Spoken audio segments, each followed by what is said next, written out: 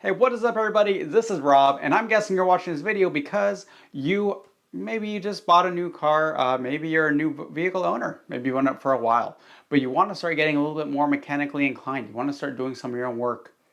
So what I did was I talked to a couple mechanics. I asked them, hey, if someone were new to this, what would you recommend they buy first off? And I'm going to tell you exactly what they bought, so let's get into it. Number one, you want to work on cars? You're going to need a jack, and you're going to need jack stands. Don't try to use a spare tire jack to do major maintenance.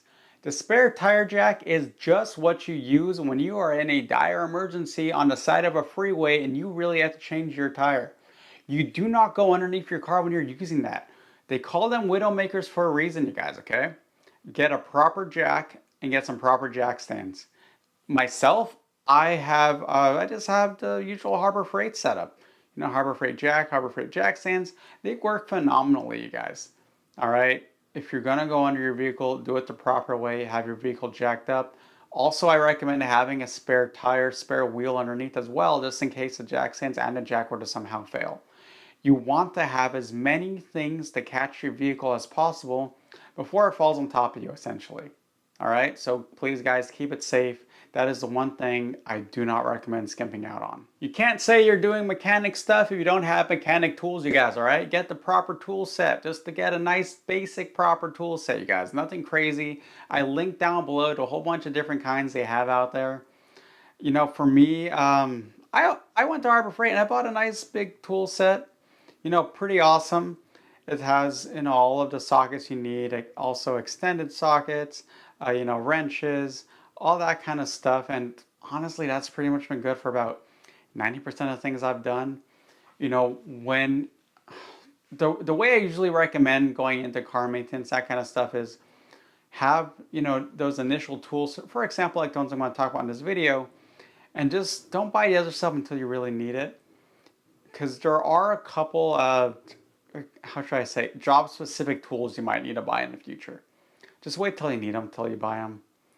Or else they're just going to be sitting around. Because most likely, for example, changing out the bushings, you might want to get this specific tool that you use for changing bushings out.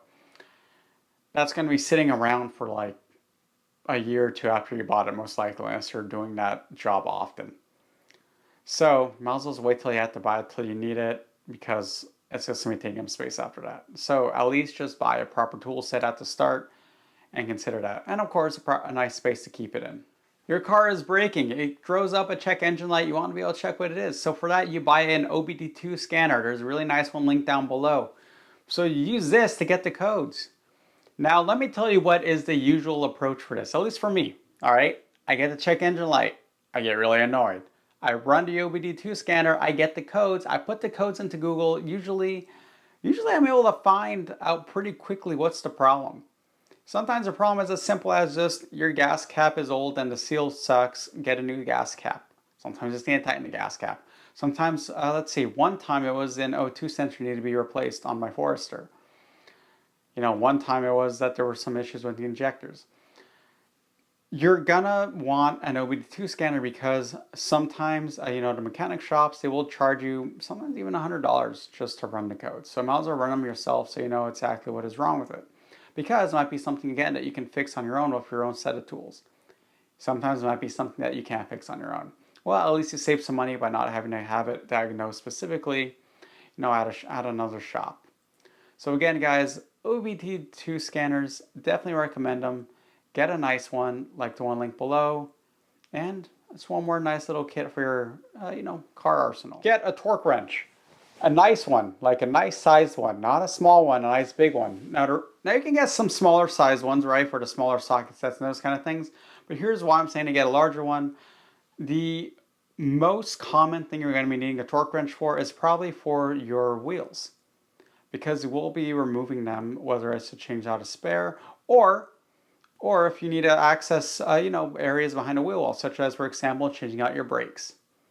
So you will then want the torque wrench so that you could reinstall the wheels and get the torque settings properly. Of course, you could always just, stick a normal, breaker bar on or something to step on it a bunch of times, right, and hope that's tight enough, or just get a torque wrench and have it all done properly.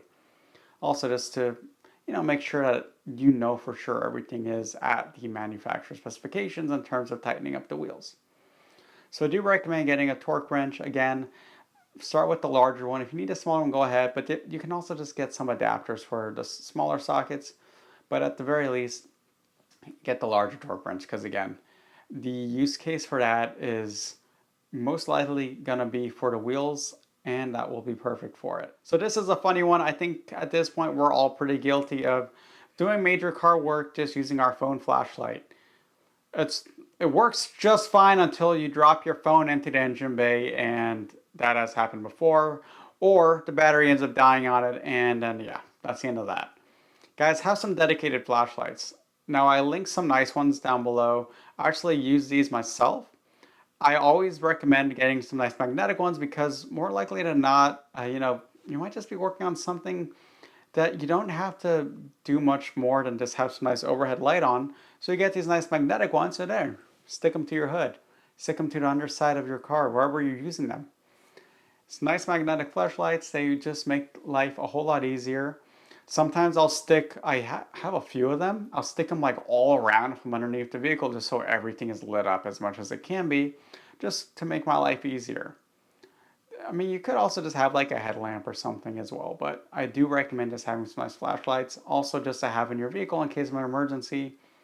You don't want to just be depending on your phone light for everything. And those are the top items I recommend looking into if you're just starting to get, into doing mechanic work on your vehicle.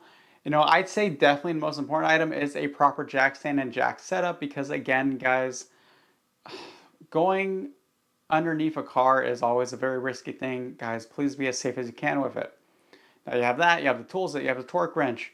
You're able to tackle a lot of the issues that a vehicle may present to you, as well as doing, being able to do some pretty basic stuff. Oil changes, brake changes, those kind of things. That's really all you need, as well as, of course, like I said, a proper flashlight and the OBD2 for when you have a few more advanced problems you need to diagnose. So, I use my videos as an open discussion board. If you guys think I should add anything, anything I might have forgotten, anything that shouldn't be on the list, let me know. Put it in the comments down below. With that, guys, this is Rob, and have a good one.